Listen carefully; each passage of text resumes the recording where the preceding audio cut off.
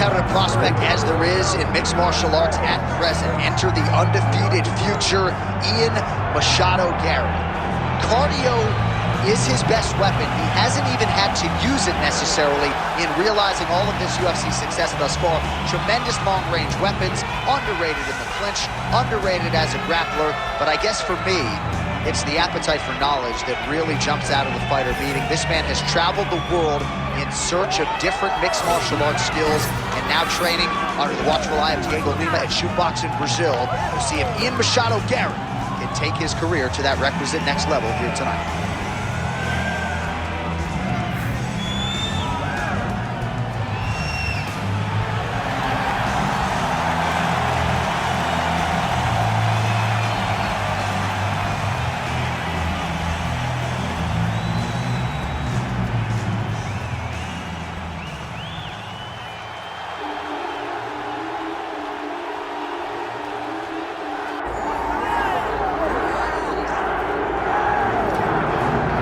Well, I guess there's a ceiling in terms of what you can accomplish financially and otherwise in the Brazilian Jiu-Jitsu world, so we're certainly happy to see this young man cross over. There is no questioning his ground game, and Daniel, a lot of people believe it's going to translate at the highest level here in mixed martial arts. Yeah, absolutely, and he's shown, John, that he can do that. He's shown that he has the ability to grapple, and not only grapple, fight anyone. He does it at the highest level, so let's see how he implements that Jiu-Jitsu base in the fight tonight against a guy that would seem to have all the answers. Yeah. It's an uphill battle, but he says that he can get it done. Yeah, we talked about that in the fighter meeting. He kind of gave us a smirk, seemingly as if he knows something we don't. We'll see if BJJ indeed reigns supreme here tonight. All right, with that, the wait for live action ends here. Both fighters have graced the octagon, and we are ready and raring to go here at United Center in Chicago. Our tale of the tape for this welterweight fight. All right, now for the official introductions, we go inside the octagon to Bruce Buffer. Ladies and gentlemen, this is the main event of the evening.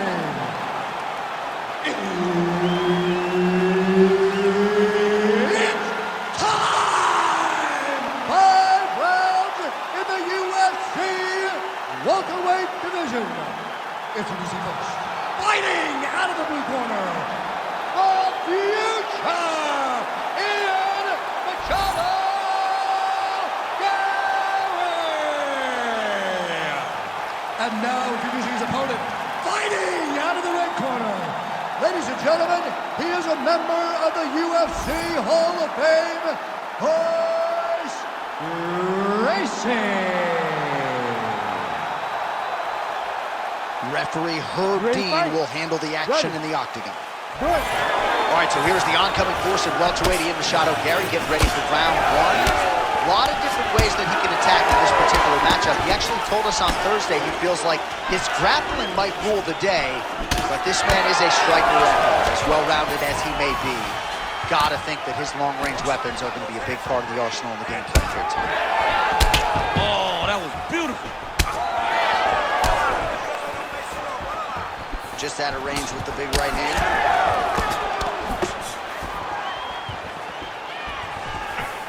Connects with a beautiful jab.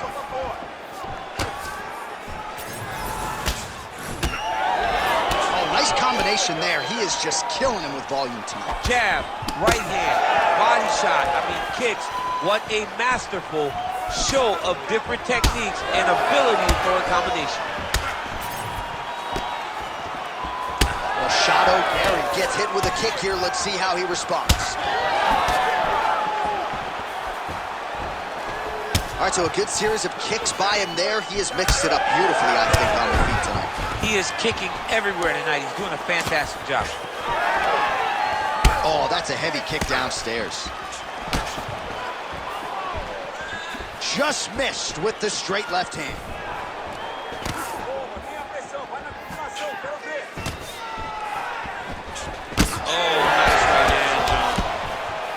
Both fighters exchange in the pocket here. Effective effective use of the jab there by Gracie. Oh, another beautiful combination there, DC. If this is not his best striking performance in the UFC, I'm not sure what was. We've never seen him look so good.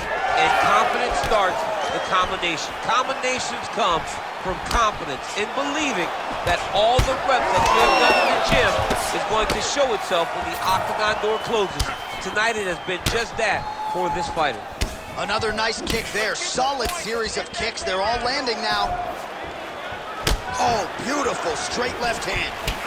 Oh, well, the calf kick has been a priority, and now his opponent is bruised in that area. It's all in the game plan, John. They had a game plan to come out there and beat that lead leg up, and that's exactly what he's doing. Oh, he's in real trouble now. Big right hand.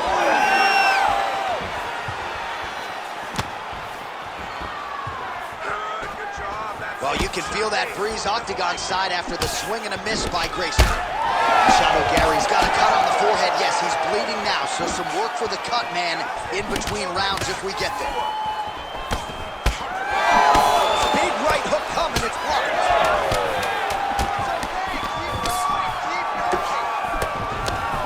Round two next. Stop. All right, heading back to the corner, and Machado Garry's got a nasty cut above the eye. The cut man has some work to do here between rounds. Let's get our elbows a little bit tighter this time. Throw your combinations.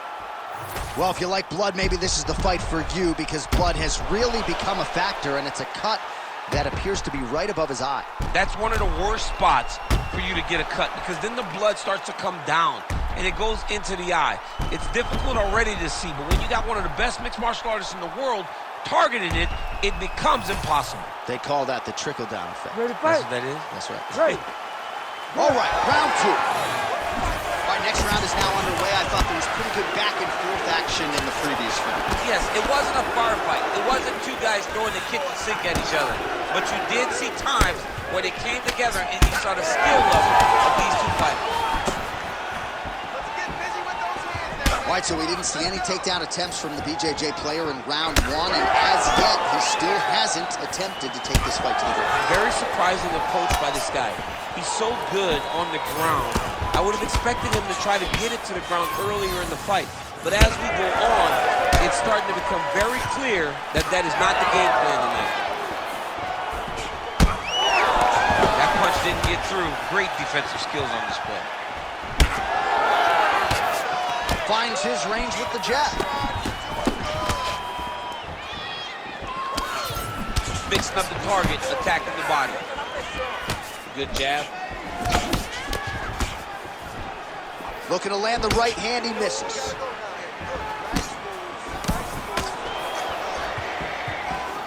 Three minutes. Well, once again, mixed martial arts, the land of the unpredictable. You've got a huge shot, finds the target there. Great shot lands. Now he's got to go find that follow-up. The kill shot is what they call it, to go and end the fight.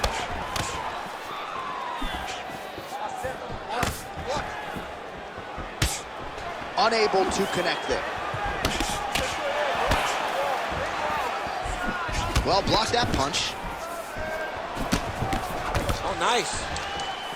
Feet into the punch. Be first. Oh, nice straight left. Well, you got to think he's going to enjoy watching this one back tomorrow morning. He has landed a ton of significant strikes, and really a guy who has been a monster in the gym, finally putting it together here in the octagon. To go home and admire your work, it doesn't take till the next morning. He's going back to you right now and firing up the video to look at beauty in action, and he was the one causing all the action. Beautiful strike there as he continues to attack that cut. Cut man's going to have some work to do if we get to the stool between rounds. But that's why we got the best in the business. We got the best cut men in the business, and they are going to need him right now because this cut is getting worse, and it's only going to continue to get worse because he has got a killer in front of him. Working off of his back here. Looks like he may try to hip escape. He's got to be careful here.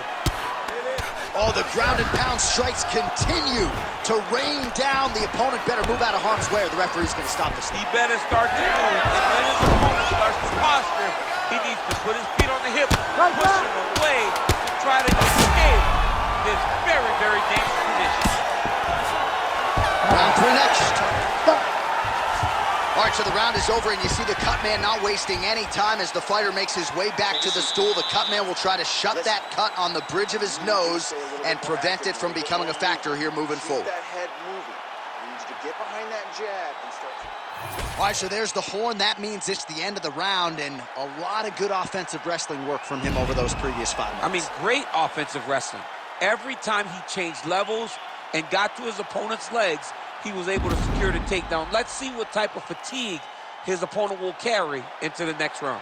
All right, so there's the end of the round. A lot of high-level action, and if you like the takedown game, as my boy Daniel Cormier does, you enjoyed that round. It's like we're watching the NCAA wrestling tournament. It's takedown after takedown. He's fighting his fight.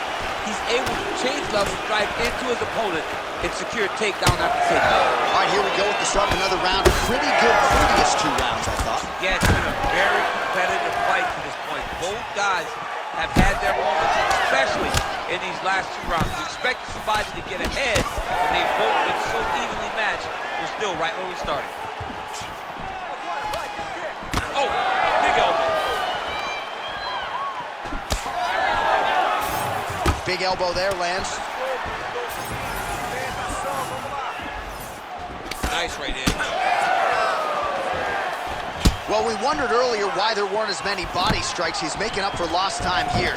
Now the transition to the judo throw right into side control where he will have no shortage of options. Ooh, arm triangles in tight. It's getting in very tight. Oh, he gets out. He was able to get his momentum going back towards his opponent and back in the opposite direction to get his hips back and his chest down towards the mat. And you just spilled your popcorn all over the broadcast tape. Absolutely did, John. You know I love popcorn. Under 3 minutes now to go in the round. Check, look at that redness underneath his elbow. A lot of those strikes to the body starting to pile up. Getting beat up and being smart enough to not be head-hunting the entire time. I like this. I like this approach. Posture's up here and now going to the body with that big strike. Nicely done by Gracie. And there it is, another strike gets through on the ground.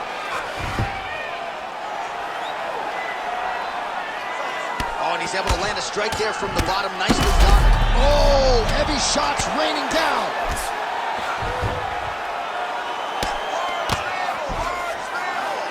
Ground and pound keeps coming. Good movement to avoid that damage coming down.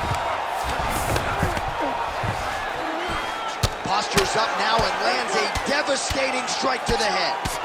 Man, look at his torso. That just can't feel good. Look at the size of that bruise on his body, and you got to think his opponent is going to continue to attack that area. Man, he is so sound defensively. Nice job to raise the guard there. It's the relaxation. Huge strike lands there, DC. He landed that massive shot. Now he needs to try to find the next shot, the follow-up shot that will finish the fight. That's level change. Gracie's in half guard. Now he's looking arm triangle on the opposite side. When he goes to finish, look, he's got it locked. When he goes to finish, he... That'll do it! Good move. Unbelievable. Well, everybody in this arena still digesting this result. What a win for him tonight, and he gets it done by submission, no less. He said he was going to get it done by submission. To watch an athlete call the shot is always fun. He should be very proud. All right, let's take a look back at the replay as he gets it done by submission tonight, champ. I mean, you know, this guy has such a great submission game that you cannot lay in his guard. He's so skilled, he's so tricky, and he's so good at weaving a web that gets you lost in it that he made him pay for it tonight and got the submission victory. Bruce Buffer inside the octagon with the official decision. Ladies and gentlemen, referee Herb Dean has called a stop to this contest at 4 minutes, 44 seconds of round number 3. Declaring the winner by submission due to an arm triangle choke, Royce Gracie. All right, so what a performance by this young man here tonight as he gets the win by way of submission. He certainly put a lot of stock into getting the finish tonight, and he did just that. Congratulations. It was a very tough fight. But he knew that if he did everything right, he can get to his position, which is the ground, and he'd be able to find a finish by submission. Tonight, he did just that. My view from the top of the moon. I can